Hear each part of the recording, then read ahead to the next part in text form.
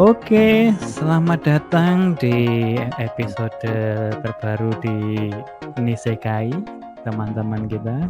Ini kita ada dua rekan yang nanti akan kita ikut mengobrol bersama saya, Kakak Sakti. Yang pertama ada Om Kon. Bagaimana kondisinya di sini malam ini? Ya, bagus. Di sini sudah nggak hujan lagi, jadi sinyalnya sudah jauh lebih baik. Asik. Kemudian semoga juga untuk Kakak Rufi ini sinyalnya juga baik juga. Gimana kabarnya? Ya, baik. Aman, terkendali. Oke, baik. Ya. Ini obrolan kita ini untuk yang Nisekai episode kali ini itu adalah satu hal yang aku rasa cukup banyak ada di beragam anime manga begitu, yaitu terkait harem. Nah, ini ada yang unik lah istilahnya kalau menurutku termasuk hal yang unsur yang lumayan banyak lah yang ada di beragam cerita. Nah, kalau terkait harem itu tapi juga ada sesuatu yang kontroversial gitu. Ada beberapa yang suka dan ada yang beberapa yang juga benci lah. Oh, ini penanda yang nggak suka begitu. Nah, kalau misalnya untuk yang posisi sekarang, ini yang saya penasaran itu kesan pertama misalnya ada anime atau manga yang ada hashtag atau ada ini ada haremnya. Nah, itu kesan pertama. Coba untuk Kakak Rufi kira-kira kesannya gimana kalau misalnya lihat ini ada judul nih terus ada haremnya gitu gimana? Kalau saya melihat ada anime dengan genre harem di dalamnya itu pasti juga biasanya itu tokoh utamanya itu pasti tidak punya ini loh, punya hampir mirip semua gitu. Mereka biasanya tidak terlalu sensitif kayak gitu kan. Terus tidak peka kayak gitu. Itu trop-trop atau semacam klise-klise yang memang selalu ada di anime harem. Jadi hampir bisa dipastikan seperti itu gitu loh. Jadi ketika ada pasti ini tokoh utamanya seperti ini. Walaupun tidak semuanya ya, tidak semua anime harem itu tokoh utamanya setidak peka itu. Ada juga yang memang sudah tahu dan dia bisa membatasi gitu. Nanti mungkin akan saya sebutkan. Ya atau seperti sekarang ya, kayak misal Gotobu no Hayana Yome itu kan dia sudah tahu ya bahwa murid-muridnya itu dalam tanda kutip itu adalah suka dengan dia gitu ya, banyak 5 orang gitu. Jadi dia sudah bisa mengaturnya gitu loh. Itu yang menurut saya salah satu yang agak berbeda gitu. Tapi sebagian atau mungkin seperti Kaminomi itu kan juga dia udah tahu ya dan dia bisa dia peka gitu dan dia bisa karena memang agak berbeda dengan harem yang lain sih. Cuma terlepas dari itu sebagian besar itu pasti gitu. Orangnya tidak peka, gitu, tidak sensitif gitu ya. Terus merasa menyedihkan gitu, nggak ada yang suka dengan ini padahal melimpah gitu, barang bergeletakan di pinggir jalan tapi dia merasa dia sendirian terus. Nah, itu yang mungkin agak menurut yang biasanya akan muncul tuh seperti itu, misal ketika ada harem muncul dalam sebuah genre anime. Walaupun sebelum nontonnya ya itu pasti itu preferensi awalnya seperti itu, Kak. Waduh. Kalau Om Kon ini kira-kira merasa kayak gitu juga atau ada apresiasi lain soal harem gitu? Harem itu biasanya sih ya nggak ada perasaan khusus sih. Kalau dulu saya juga sempat sembari dengan genre harem, tapi di banyak kasarnya manga-manga yang di manga-manga yang ceritanya lemah itu menggunakan harem sebagai daya tarik itu. Jadi kalau memang story-nya bagus, karakternya bagus, harem itu nggak masalah. Jadi banyak sekali cerita yang MC-nya itu lemah, terus tidak bisa ngambil keputusan. Nah, itu salah satu sering yang terjadi kan. Kenapa terjadi harem? Karena si MC-nya tidak bisa milih salah satu atau plan seperti itu. Terus juga seperti yang dikatakan Kak Rufi tadi, karakternya ya sering-seringnya lemah gitu. Jadi kita melihat kadang-kadang yang bikin kita jadi tidak percaya terhadap suatu cerita, kita kenapa sih cewek-cewek pada suka sama orang nih gitu. Nah, ini salah satu yang menurut saya kelemahannya harem. Harem sering digunakan sebagai sekedar penarik aja gitu. Bukan menjadi bumbu, tapi menjadi bahan utama. Menurut saya harem itu seperti micin. Di masakan yang sudah enak, dia akan bikin tambah enak. Tapi kalau misalnya micinnya yang jadi bahan utama, nah itu kan tidak menyehatkan. Nah, menurut saya haram itu seperti itu. Iya. Ya, apa, kalau aku sendiri pun juga kalau dari dua hal ini, istilahnya suatu karakter, main karakter itu yang tidak ada ketegasannya lah istilahnya begitu. Itu kalau aku melihat itu memang dari rancangan awal si pembuat cerita itu bahwa ini si karakter ini memang adalah self insert untuk mereka penonton itu, supaya mereka merasa iya aku ini nggak ada apa-apanya tapi aku bisa beruntung loh, bisa bermimpi ada cewek yang menyukai aku gitu kayak gitu. Yang seringnya jadi efeknya itu adalah orangnya jadi ya terlalu self insert, terlalu bland lah. Iya kan, jadi kayak bubur doang, nggak ada apa-apanya. Yang endingnya ya itu tadi yang bikin kita bingung, ini kenapa kok ada cewek yang mau suka sama bubur doang kayak gini nih, nggak ada rasanya apa-apa gitu kan. Tapi kalau misalnya untuk yang cerita yang bagus, memang bumbunya itu bisa semakin menambah rasa lah. Nah, kalau misalnya untuk yang cerita yang bagus, untuk yang harem, kalau Om Kon kira-kira ada yang rekomendasi atau gimana? Apa yang harem? Sebenarnya kayak malah biasanya kalau harem yang bagus itu dari awal tidak terlalu harem. Jadi maksudnya sudah mengarah nih kecenderungan ke satu tokoh. Salah satu harem yang cukup terkenal kan Nisekoi kan. Nah, sudah pasti kita tuh dari awal sudah tahu ini pasti. Atau kalau Kenichi, History Strongest Disciple Kenichi itu sebenarnya ada haremnya dikit, tapi semua orang juga sudah tahu kalau dia akan dengan main karakter ceweknya. Jadi biasanya sih yang model-model kita sudah dikasih semacam clue bahwa ini loh yang nanti jadiannya sama ini, itu biasanya cenderung lebih bagus daripada yang istilahnya pilih yang mana ya, ada 5 cewek nih yang suka sama aku, pilih yang mana ya, nah kayak gitu yang biasanya nggak terlalu, karena ending-endingnya akan ritme ceritanya seperti akan terlalu panjang. Kita akan kayak kalau main Harvest Moon lah, itu kan harem juga itu game. Jadi kita mendekati ke semua cewek itu nggak selesai gamenya, kita harusnya milih salah satu. Ya. Oke.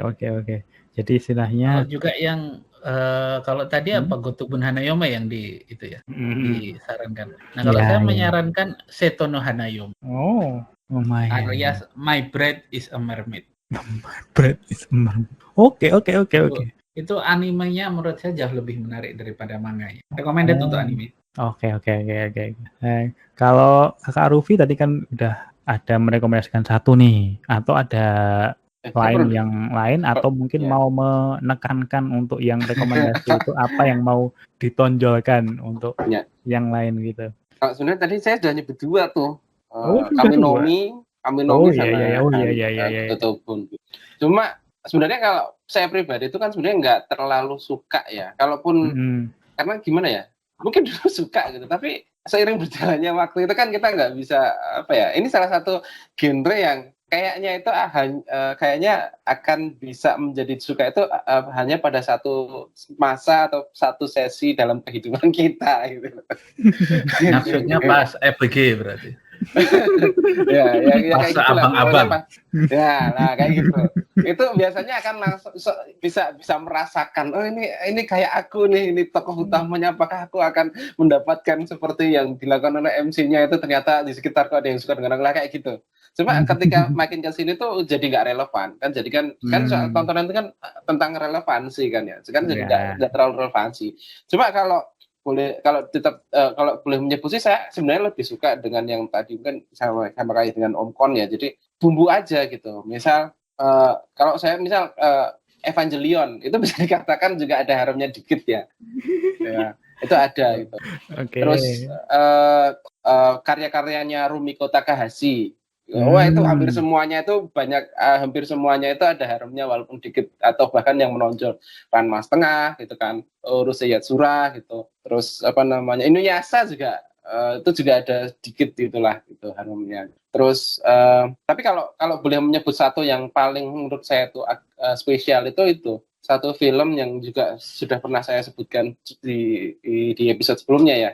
Itu Parallel Trouble Adventure Dual itu ya, yang KW-nya Evangelion itu juga ya kan mirip-mirip kan, kayak apa namanya KW-nya Gundam Seed kan ada itu ya, Sokyunova apa ya itu ada juga kan kayak gitu. Nah, Evangelion tanpa hal-hal yang membuat Evangelion ya Evangelion tanpa Gainax lah istilahnya.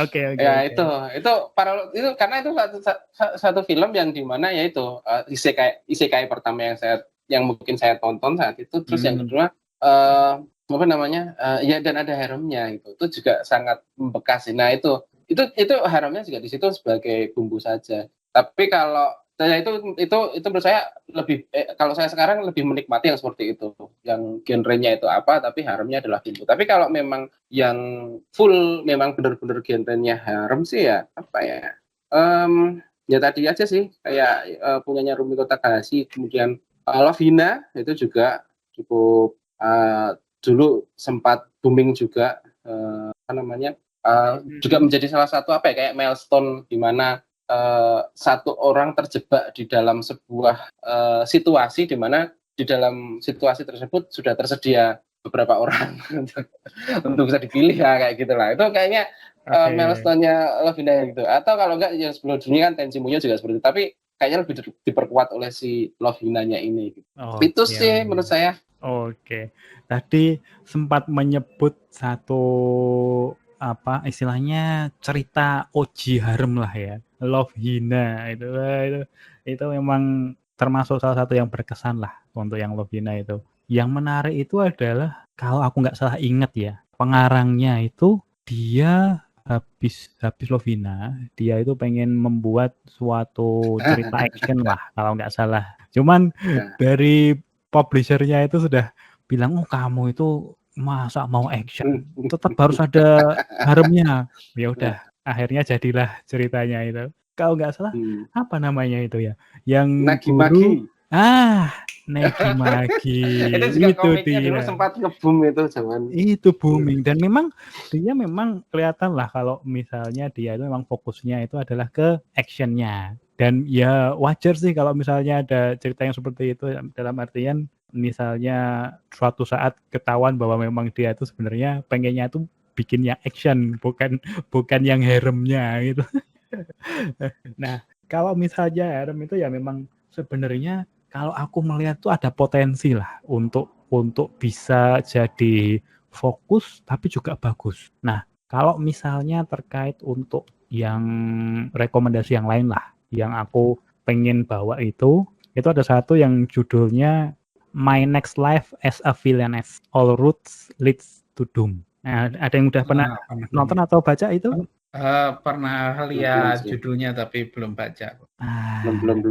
Belum ya. Jadi aku kasih sinopsisnya sedikit. Jadi mungkin nanti biar bisa bikin penasaran orang-orang yang mungkin pengen tahu bentuk harem yang lumayan bagus lah. Nah, yang di sini tokoh utamanya tuh cewek. Nah, itu yang uniknya di situ. Nah, dan di situ dia itu kayak isekai juga, tapi isekai ke dunia game. Nah, gamenya itu ya otome game lah. Nah, cuma dia itu bukan di pemeran utamanya, tapi di musuh besarnya lah. Ya, pokoknya yang antagonis paling awalnya gitu. Nah, cuman karena dia ini ya karakternya beda, ending-endingnya malah dia itulah yang jadi disukai sama semua karakternya, yaitu cowok-cowok yang berpotensi untuk jadi tempat relationship, tapi juga termasuk cewek-ceweknya juga. Jadi ya all around lah di situ.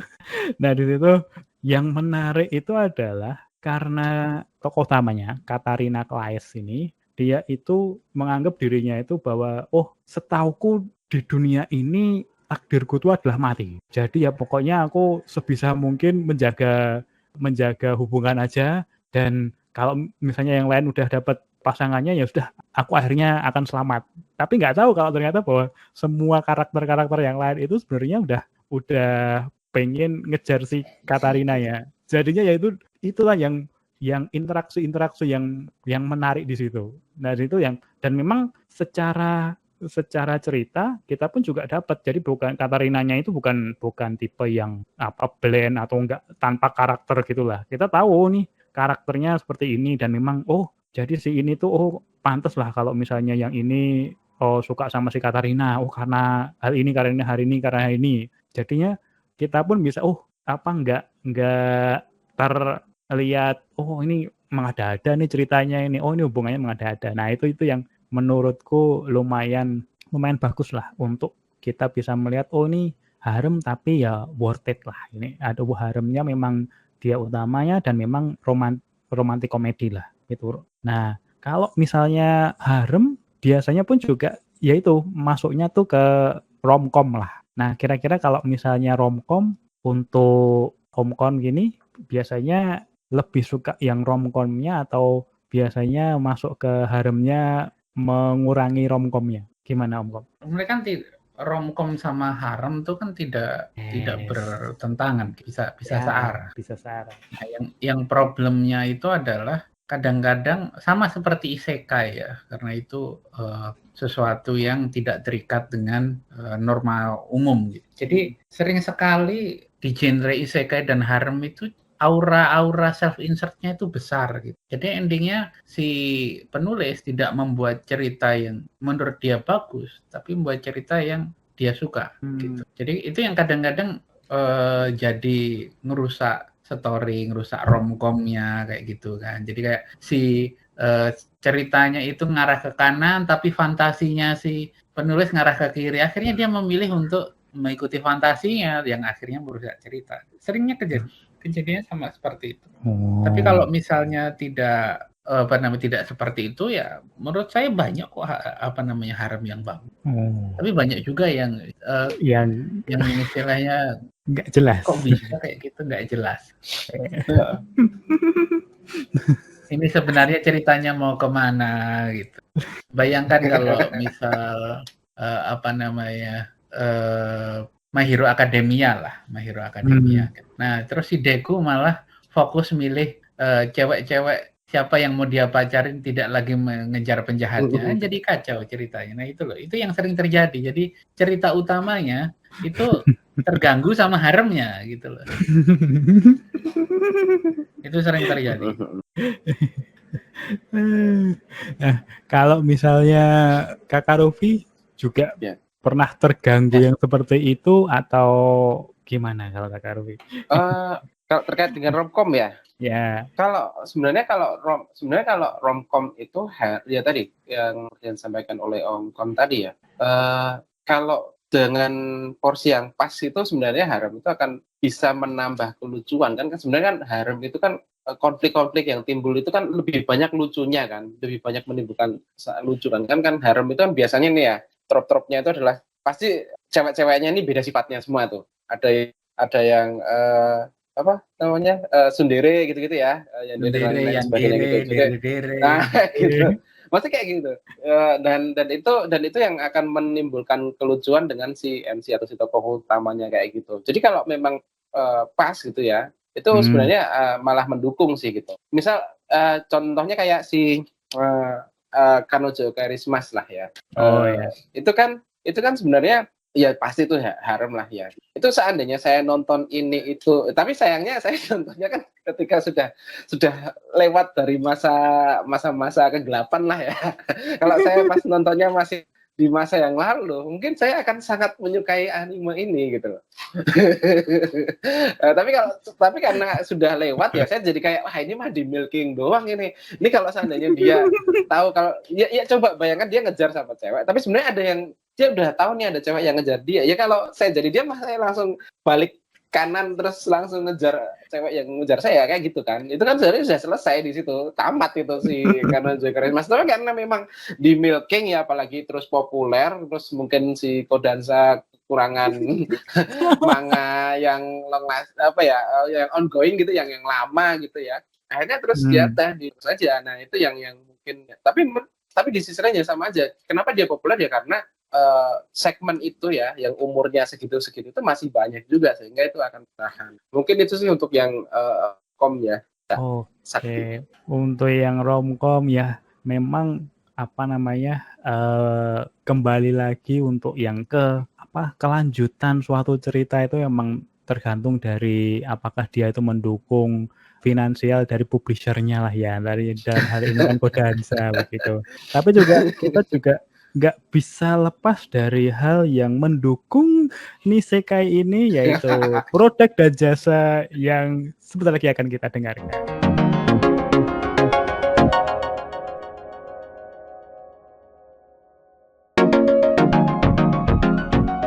Dan kita balik lagi, selamat datang lagi ke topik harem untuk ini. Nah, untuk topik harem ini ada satu hal yang terkait, yang tadi kan sempat saya tanyakan terkait romcom. Nah, ini ada satu juga lagi yang saya mau rekomendasikan. Nah, ini fokus lebih, dia menonjolkan ke komedinya, yaitu ya 100 Girlfriend. Apakah ada yang sempat mendengar untuk yang ini? 100 Girlfriend? Belum. Atau ya udah jarang, percintaan akhir-akhir ini jarang. ini membuktikan yang tadi ya, bahwa memang masa-masanya. Iya jelas ada di Anda itu masih dalam masa-masa itu. Kan itu sebabnya memang genrenya itu ada shonen seinen gitu kan, karena memang minatnya akan bergeser sesuai umur, jujur saja gitu.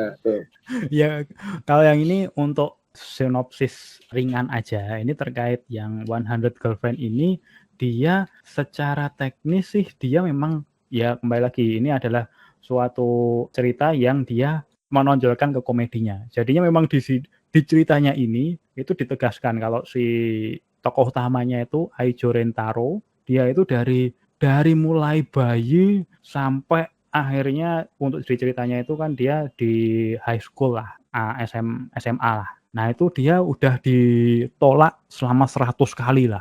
Wah, itu bener-bener itu. Nah, cuman endingnya ya di awal cerita lah itu dia ketemu sama dewa. Nah, dewanya tuh menyebutkan, oh ini kamu akan ketemu 100 soulmate-mu. Nah, pokoknya 100 soulmate ini kamu harus jadian sama 100 soulmate ini.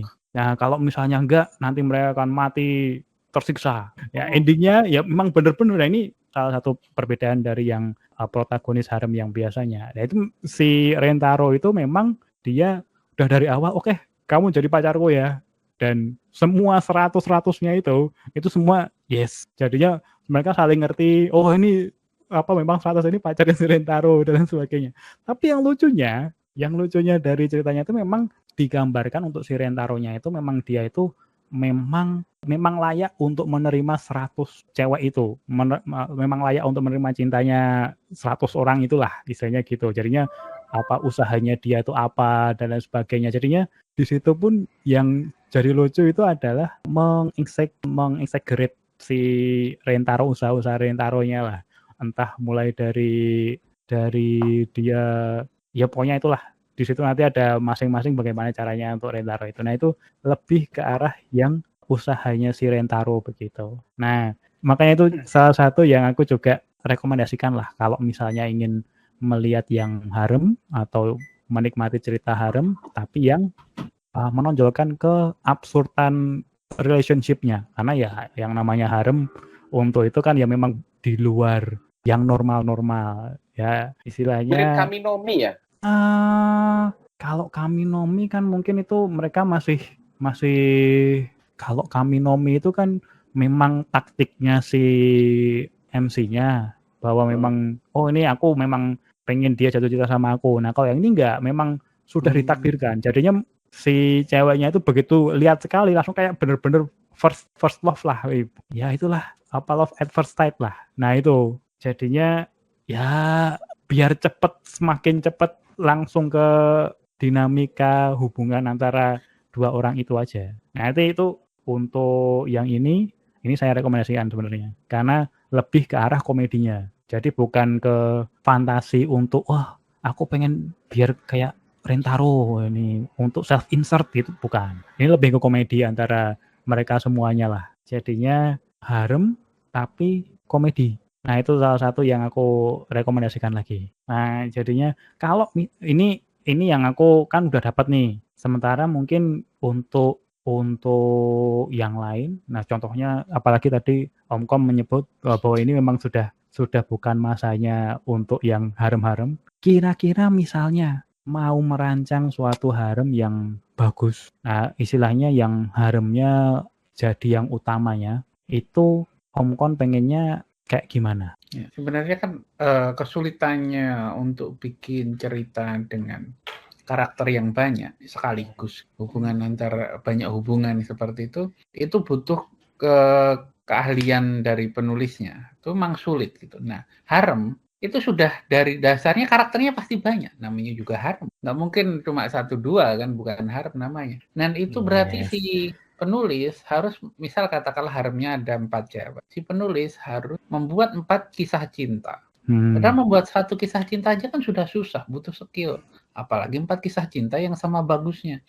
Karena kalau nanti tidak seimbang, itu nanti pembaca juga, ya ngapain milih si A? Udah jelas-jelas chemistry-nya sama si B, si D sama C juga nggak chemistry. Nah, kita nggak masuk akal ketika si tokoh utama tuh masih bingung milih ketika chemistry-nya cuma berhasil di 1 cewek. Dia harus membuat chemistry itu berhasil ke semua cewek.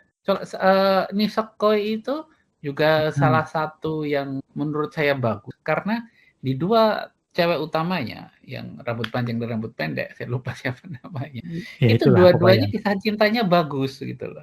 Jadi Oke, ketika dia bimbang milih 2 itu masuk akal. Nah, oke. disitulah kesulitannya untuk bikin harem, yaitu membuat kisah cinta yang lebih dari 1 itu sama bagusnya, sama kualitasnya. Jadi kebingungan si karakter utama untuk memilih atau keengganan dia untuk memilih, itu masuk akal.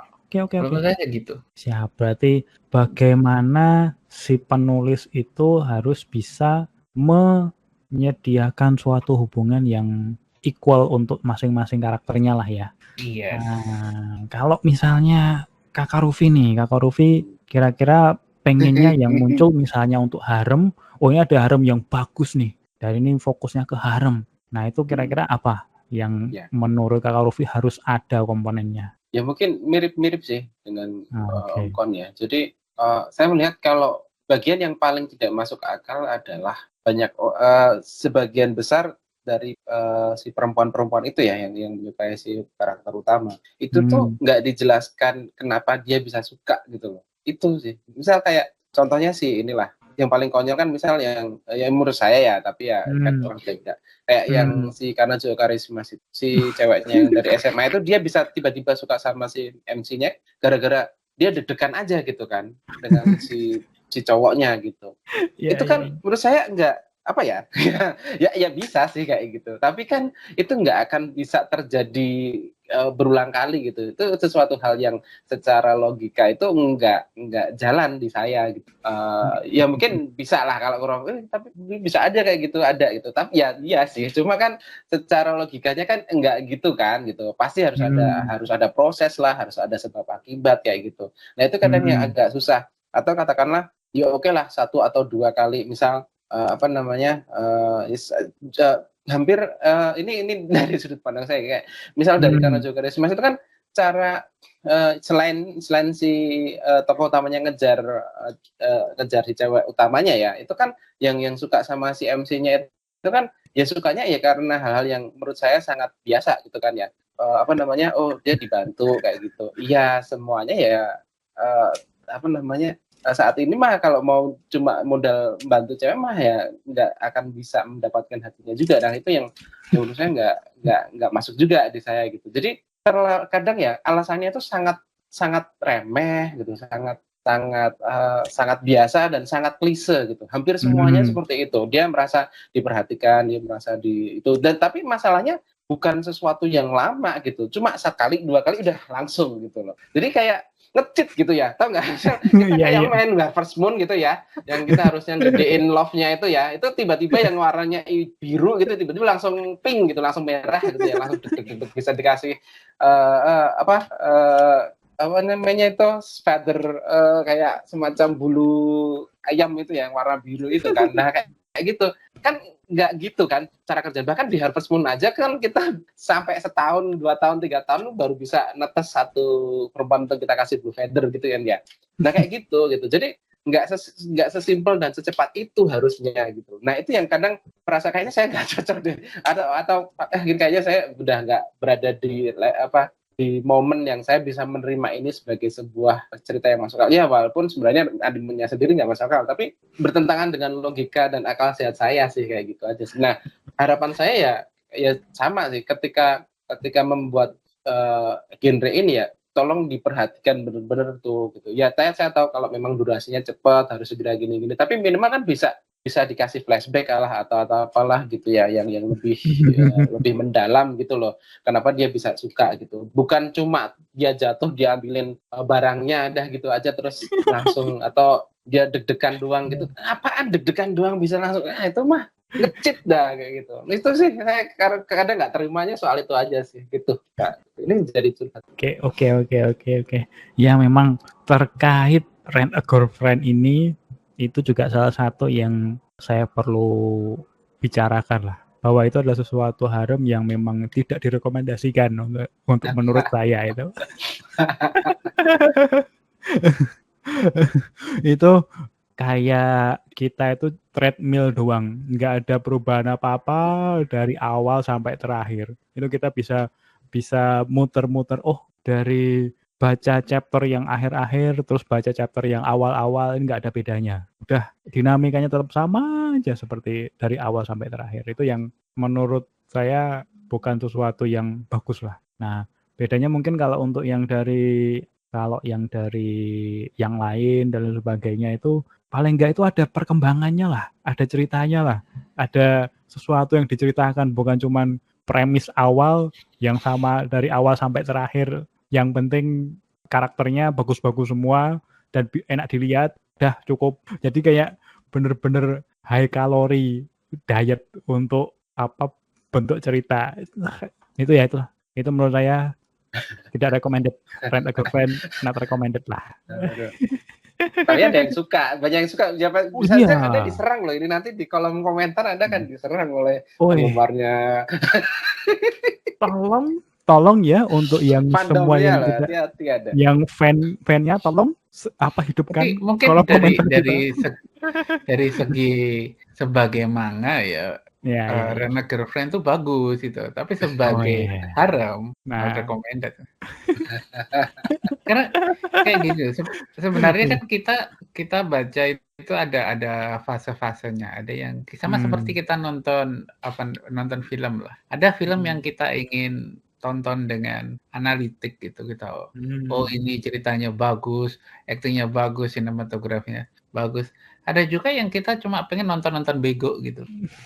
Nah, manga kan juga sama kan, ada yang kita seperti kalau misalnya baca Hunter x Hunter itu kita akan baca plotnya terus kok nggak masuk akal bla bla bla gitu. Tapi memang ada standar minimumnya ya, ada nggak masuk akal pun selama konsisten sebenarnya nggak masalah. Nah kalau misalnya seperti yang dibilang Kak Rufi tadi, kita kan nggak bisa kalau misal di tengah-tengah cerita tahu-tahu kejadi sesuatu yang kita nggak tahu asal usulnya.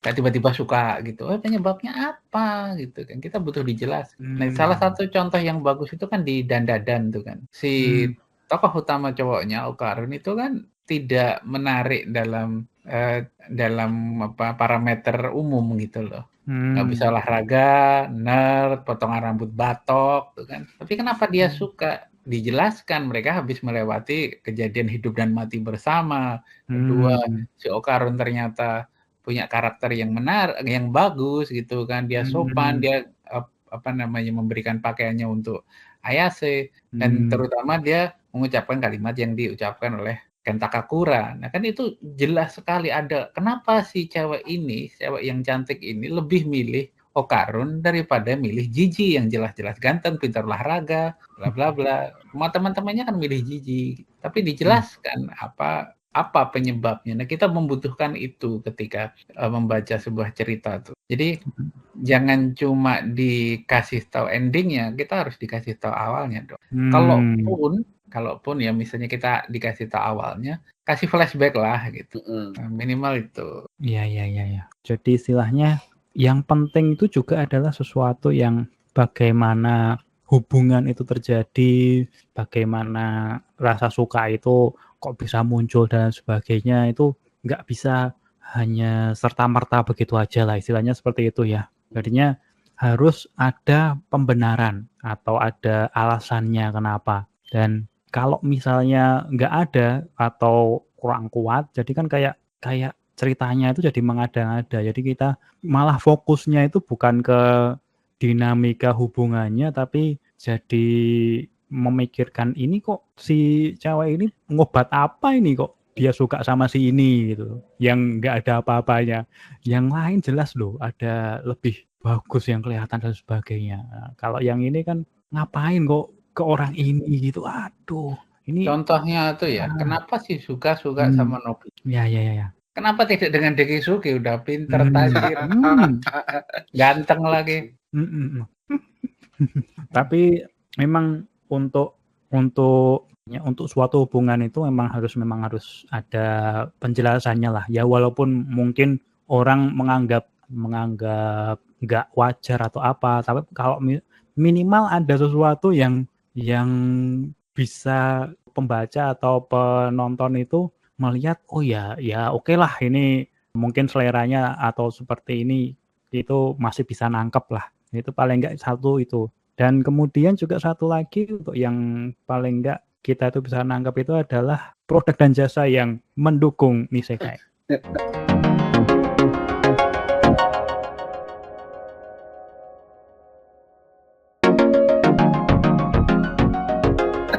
Dan kita balik lagi untuk sesuatu hubungan yang bukan hanya satu aja ini kalau untuk harem ini. More than one. Yang menarik itu juga adalah hubungan antar love interest-nya lah. Ini yang kalau menurutku juga salah satu yang mungkin jarang dikupas atau jarang diperhatikan. Nah, kalau menurut Kakak Rufi nih, kira-kira sempat ketemu nggak ini ada, wah ini lumayan bisa digali nih, tapi kok nggak tergali-gali. Mungkin dari Rent a Girlfriend misalnya. Ya, apa ya? Kalau saya kadang itu mikirnya gini loh.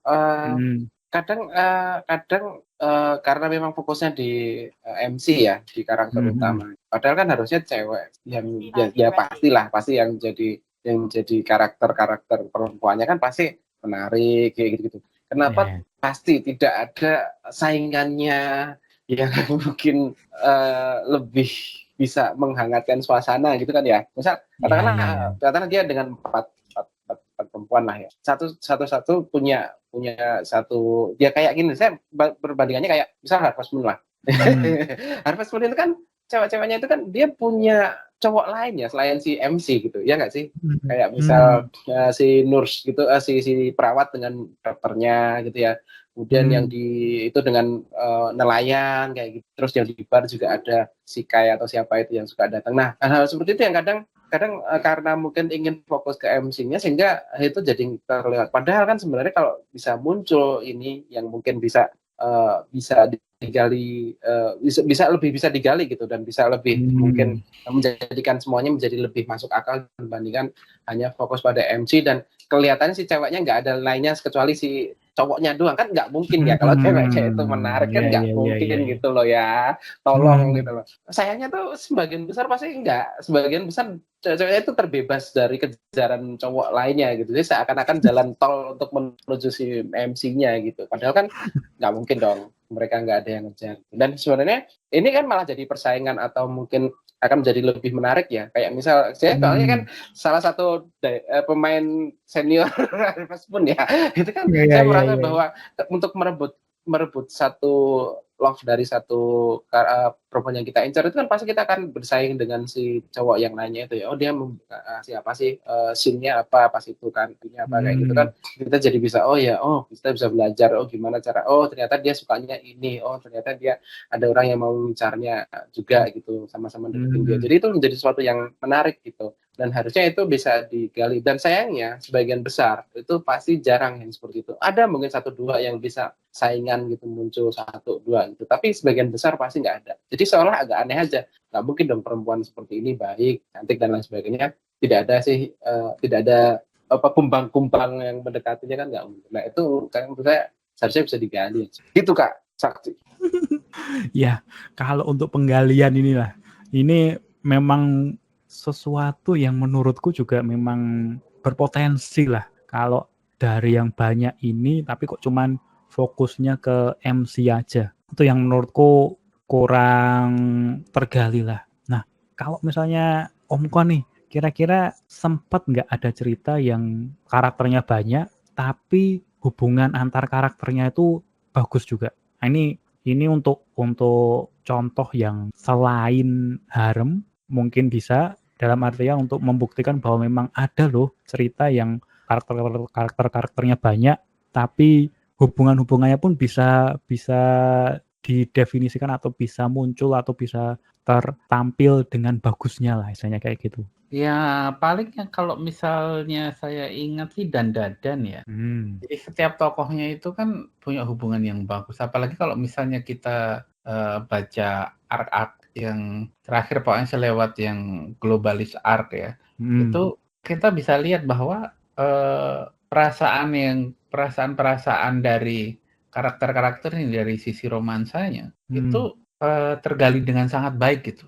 Jadi kita tahu si Miss Gigi apakah dia suka sama Momo atau tidak, dia menganggap teman atau dia jatuh cinta, itu semuanya terjawab dengan timing yang tidak dipaksakan. Dan juga dengan sikap yang masuk akal. Ya emang biasanya dia bersikap kayak gitu.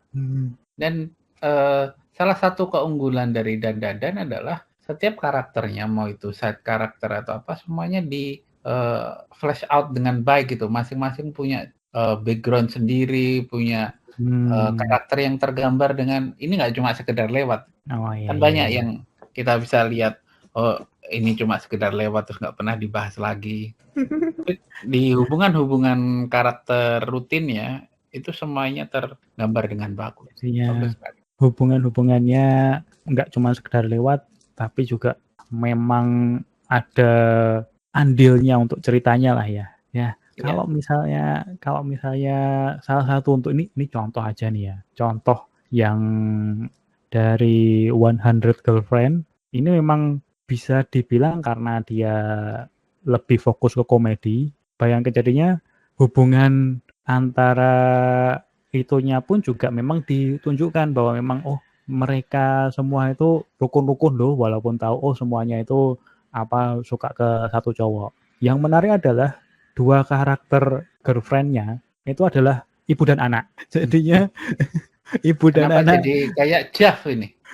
Tapi fokus. Jadi memang ceritanya itu diitukan untuk wholesome sebenarnya. Jadinya paling enggak si cowoknya itu memang berusaha wholesome. Ya walaupun si pengarangnya itu ya tetap ada fan service-nya lah. Tetap ada fan service-nya. Saya curiga ini Pornhua ini. Sayangnya ini cuman untuk ecchi aja. Jadinya ya walaupun mungkin ada versi pornnya, tapi yang jelas untuk yang originalnya itu hanya ecchi aja. Jadinya ya tapi fokus ke komedinya. Makanya jadinya ya untuk yang sehari-hariannya atau ya per itunya itu mereka sering juga breaking the fourth wall gitulah.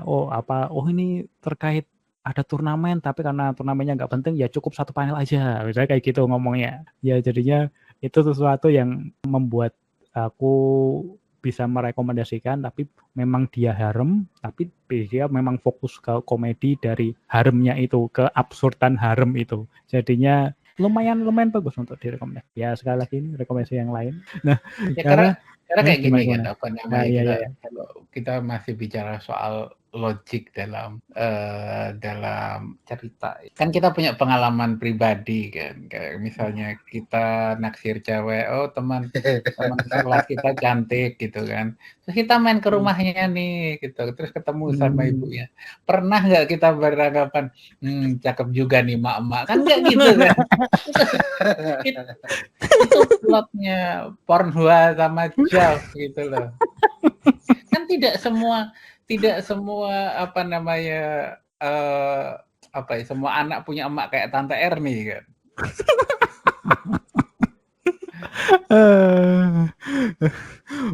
Begitulah itu. Makanya itu yang kalau dari segi penjelasannya tentang plotnya aja, oh ada ini berpacaran dengan ibu dan anak, nggak masuk bos di logik itu.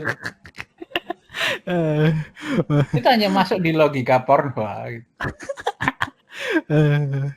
Wah, itu makanya itu sesuatu yang saya rekomendasikan untuk coba dilihat itu karena memang absurd gitu. Jadi memang ya dia ceritanya itu memang menonjolkan keabsurdan dan memang itu cocok untuk jadi komedi karena ya kita sama-sama tahu oh nggak mungkin orang ceritanya kayak gini ini nggak mungkin, ya udah kita bikin absurd aja sekalian. Nah gitu jadinya mereka tahu kalau ini cerita yang absurd, makanya mereka ya fokus ke absurdannya. Itu yang menurutku cukup bagus karena kejujuran pembawa ceritanya lah, penulis ceritanya. Itu yang menurutku layak untuk dicoba, layak untuk direkomendasikan. Itu yang satu hal yang aku suka.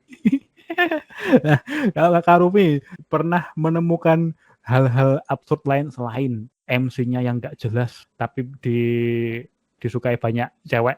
Nah, ada nggak ini keabsurdan yang lain yang pernah Kak Rufi perhatikan gitu?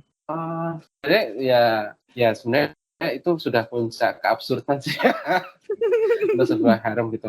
Soalnya kalau nggak seperti itu, jadinya jadi nggak harem gitu. Jadi saya kadang-kadang berpikir ya harem itu menjadi genre karena memang dia ingin menggali kelucuannya gitu kan jarang harem yang tidak komedi kan jarang ya, pasti itu kan ke situ gitu karena memang absurd gitu. Bagaimana dia jatuh cinta, bagaimana dia bingung memilih padahal sudah jelas gitu yang membuat orang gregetan gitu kan. Itu kalau orang manusia normal mah langsung balik kanan pilih yang benar-benar dia langsung yang benar-benar nembak dia udah selesai gitu, nikah selesai dah gitu ya.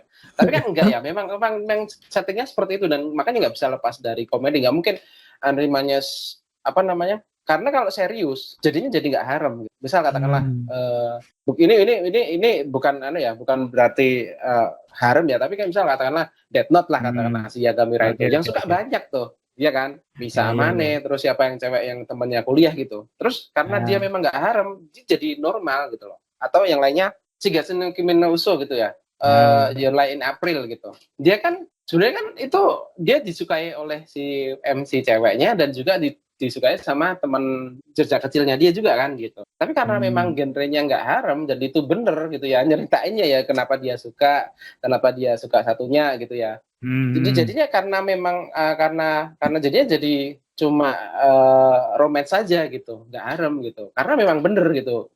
Dan makanya tadi tuh kadang memang saya jadi berpikir ya harem itu memang dimunculkan memang karena untuk lucu-lucuan aja. Yang tadi mungkin agak bener juga kata-kata Om Kon aja. Ini memang kita nggak perlu mikir yang terlalu ribet, terlalu detail gitu. Kita cukup menerima itu sebagai sebuah fakta gitu ya, sebuah cerita memang harus seperti ini gitu dengan segala kebodohan itu. Makanya hal ini kadang tidak relevan untuk tingkat umur tertentu atau tingkat kehidupan tertentu dalam kehidupan manusia ya gitu ya. Dimana mungkin kita sudah tidak relevan dengan ini gitu. Makanya ini akan punya pangsa pasarnya sendiri gitu ya, niche-nya sendiri, tapi untuk beberapa orang akan menjadi tidak relevan gitu. Kadang kan makanya kadang ada juga orang yang ini harem aku nggak suka gitu ya, wajar karena mungkin dia sudah tidak pada titik dia menyukai hal seperti ini karena ini benar nggak masuk akal gitu. Mending saya nonton yang jelas gitu, kayak misalnya dia nonton yang benar-benar romance gitu ya, Your Lie in April tadi itu Kimi no Uso kayak gitu kan lebih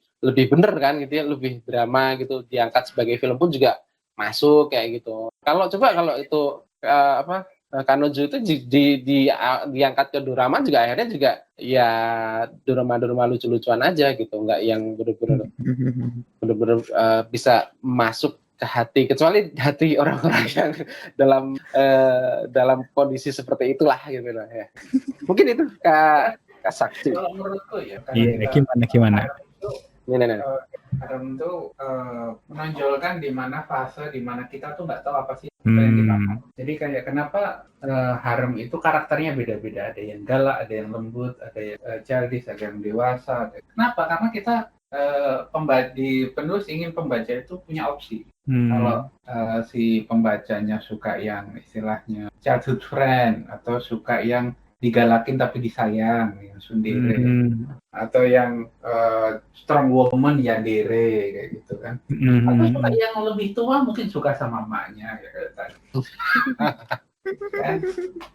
Nah, tapi ketika selera khusus sudah terbentuk, seiring waktu kan pembaca punya selera sendiri. Kan? Iya. Ketika mereka sudah menentukan selera sendiri, mereka biasanya sudah punya genrenya sudah bergeser. Mereka udah, oh aku suka karakter wanita yang seperti ini, makanya aku baca komik ini. Jadi bukan lagi yang full opsi gitu, dia sudah punya selera yang mengerucut. Jadi kebanyakan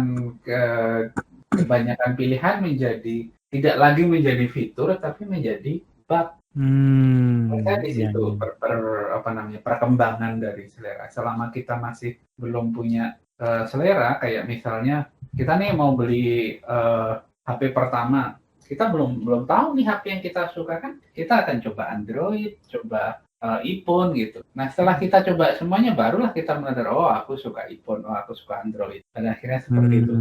Kayak saya seperti laptop yang kemarin kehujanan itu, karena sudah cocok sama itu, ketika itu rusak saya beli model yang sama persis. Ya, atau beda-beda dikit lah.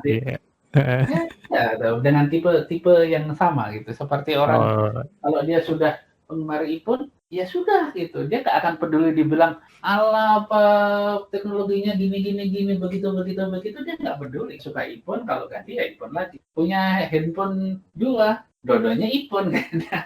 Nggak Android dan iPhone gitu. Iya.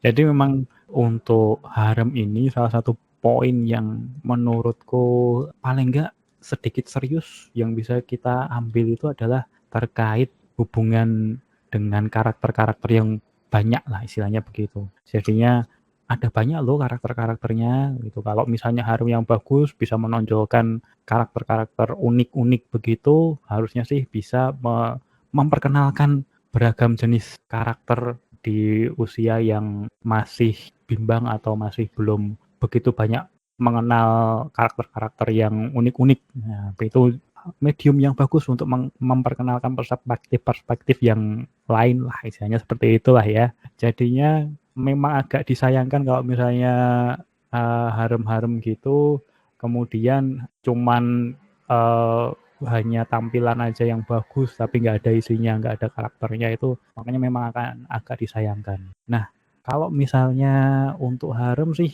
ya memang suatu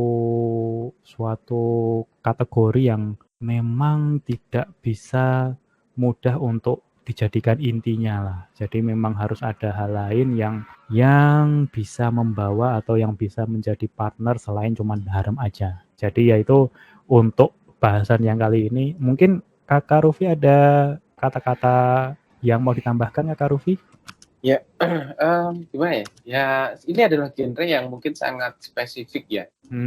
Kalau orang yang suka atau yang sesuai dengan genre ini, dia akan sangat menyukai genre ini. Bahkan mungkin setelah tamat satu seri, itu dia akan berpindah ke seri yang lain dengan genre yang sama. Tapi kalau orang yang mungkin sudah lewat dari masanya gitu ya, atau mungkin memang tidak suka, dia akan sangat menghindari genre ini gitu. Selain karena mungkin tidak nyaman gitu ya, atau mungkin dia merasa ini sudah tidak masuk akal gitu. Seperti yang kadang membuat genre ini menjadi berat. Tapi di sisi lain adalah pengembangan dari genre ini menurut saya adalah ketika dia diterapkan di genre lain yang cocok gitu ya. Karena saya diskusi juga dengan Kak Sakti juga kan ya, bahwa di Dracin sendiri, drama Cina itu juga kadang genre ini mulai muncul gitu. Dan bahkan kalau lihat ke belakang gitu ya, dulu gitu di drama Cina yang jadul yang tahun 80-an, 90-an, genre ini sudah masuk ke dalam serial fantasinya pendekar mereka. Kita bicara misal kayak Pendekar Harun, kemudian Pedang Pembunuh Naga terutama ya. Itu tuh si tokoh utamanya itu disukai oleh banyak cewek gitu loh, lebih dari satu gitu, lebih dari dua bahkan gitu. Dan semuanya pada senang dengan si tokoh utama. Jadi sebenarnya kalau boleh dibilang sebenarnya genre ini itu kalau sebagai subgenre ya, yang bukan dia adalah genre utama, plot utamanya itu sudah dari dulu ada gitu. Karena memang keinginan ini menjawab sebuah keinginan bagaimana ketika kita disukai oleh banyak orang kayak gitu kan ya. Tapi di sisi lain kemudian ketika dia masuk ke dalam anime, media yang mungkin bisa bebas dan lebih bisa menggali lebih dalam dan bisa lebih brutal atau bisa lebih frontal dibandingkan media lain, genre ini menjadi sebuah genre utama yang dikembangkan lebih baik dibandingkan sebelum-sebelumnya dan lebih digali lebih dalam daripada sebelum-sebelumnya gitu. Nah, disinilah sebenarnya perbedaannya bagaimana dia sebagai subgenre dan dia sebagai genre utama. Menurut saya dia akan lebih banyak peminatnya ketika dia menjadi subgenre. Dia hanya menjadi bumbu saja gitu. Yang tadi dia disampaikan oleh Om Kon gitu ya. Dia sebagai bumbu saja dan tidak sebagai bumbu utama atau hidangan utamanya. Itu menurut saya akan lebih banyak peminatnya dan dia akan membuka kayak semacam fans yang lebih luas gitu ya.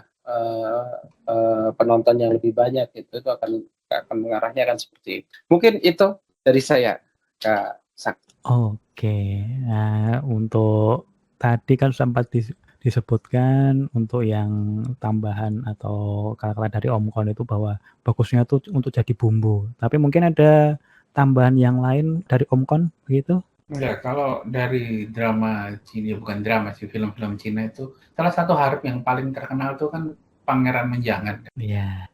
The Royal Tram. Royal Tram. Nah, itu kan dia punya istri banyak, itu benar-benar definisi dari harem istri banyak. Nah, tapi masing-masing istri ini ada fungsinya gitu. Masing-masing punya fungsi cerita dalam ceritanya sendiri dan salah satu yang unik dari cerita Pangeran Menjangan adalah dia menggunakan haremnya ini untuk menjalankan ceritanya. Jadi menjadi plot device ini haremnya. Dia sakti gara-gara berhubungan dengan istrinya yang punya kesaktian yang kalau misalnya keperawanannya hilang akan berpindah ke orang yang berhubungan badan pertama kali dengan dia. Gitu. Nah itu kan dia jadi sakti gitu. Terus yang satu mempunyai kekuatan politik yang gede, terus yang satu pandai dalam bernegosiasi dan sebagainya. Jadi akhirnya dia mendapatkan tujuan akhir dari cerita itu gara-gara haremnya dia. Menurut saya itu film yang sangat harem menjadi faktor utama. Tentu bukan faktor satu-satunya. Ini kan juga bukan cerita cinta doang, tapi film kungfu. Sedangkan kalau misalnya di Golok Pembunuh Naga tuh si Tio Buki kan juga disukai banyak cewek, itu masuk pada kategori yang sebelumnya saya sebutkan tadi yang dia tidak bisa memilih, masih belum bisa memilih mau sama cewek yang menemaninya dari awal atau cewek baru yang baru dia kenal tapi sama menariknya. Yang sebenarnya menurutku harem kayak gitu. Di sisi tarik harem di situ. Mau yang mana? Jadi setiap tokoh itu harus punya pro and cons. Kayak misalnya si tokoh utama punya childhood friend yang selama ini deket sama dia tapi kayaknya cuma nganggap dia adik atau nganggap dia cuma saudara. Tiba-tiba muncul cewek yang tertarik sama dia. Nah, ketika ada cewek tertarik sama dia, si temen ini tadi tiba-tiba memperlakukan dia sebagai cowok, nggak lagi sebagai adik. Nah, itu kan terus jadi masuk akal gitu. Aku pilih orang yang pertama kali memperlakukan aku atau orang yang sudah lama bersama aku, tapi tidak memperlakukan aku sebagai cowok, memperlakukan sebagai teman doang. Nah, seperti itu. Nah, kalau misalnya timingnya luput, itu genrenya berubah. Jadi kalau misal ya, si tokoh utama punya tetangga atau childhood friend itu teman dari kecil yang dia cuma nganggap aku teman doang atau nganggap aku adik doang. Terus dia bertemu cewek baru yang mungkin pindah sekolah atau apa yang tertarik sama dia. Terus ketika dia jadian sama si cewek baru ini, teman masa kecilnya ini tiba-tiba bilang, aku sebenarnya suka sama kamu. Nah, terus jadi dilema kan, tetap bertahan sama pacar yang sekarang atau putus lalu jadian sama si cewek yang dia taksir sejak kecil. Itu genrenya jadi NTR, beda cerita. Okay. Bukan lagi harem, itu dari saya juga. Baik. Ya, itulah untuk harem ini memang poin absurdnya itu memang kadang bisa sangat mudah untuk muncul begitu. Tapi ya yang muncul memang dari harem ini sebenarnya masih banyak yang bisa berpotensi. Tapi untuk kali ini ya kita cukupkan ini dulu. Tapi apakah kalian juga suka harem atau mungkin menghindari? Mungkin ada manga anime harem yang menurut kalian itu underrated dan perlu disebarkan lebih luas. Apakah ada yang Atau malah terkait suka harem? reverse harem? Reverse harem, apakah yang menurut kalian ada Ya. harem yang kami semua tidak tahu? Ya Fruit kan? basket mungkin? Nah, seperti itu. Coba nanti tolong tulis di komen rekomendasi ya tanggapan-tanggapan kalian, respon-responnya atas episode kali ini. Tapi untuk sekarang, terima kasih sudah menemani obrolan kita dan sampai jumpa di episode selanjutnya.